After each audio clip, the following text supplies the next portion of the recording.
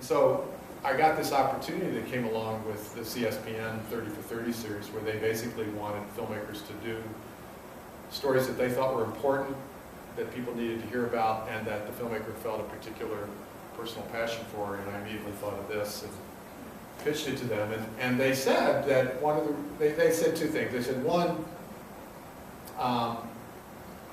we think it's really important that you be in it, that you make it personal, like you were saying, because otherwise we feel like we covered this story when it happened. Of course, when they saw the film, they realized they really hadn't covered it.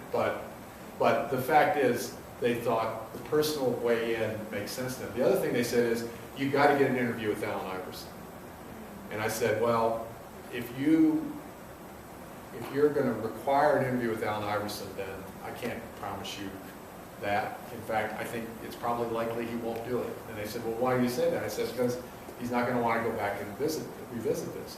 I said, but to me, if we get an interview with Allen Iverson, great, but to me it's not about, this film is not really ultimately about Allen Iverson. This film is about my hometown and how they viewed Allen Iverson and why he was so divisive.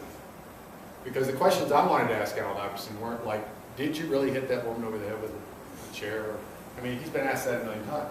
I wanted to ask, how did you feel about white people before the incident?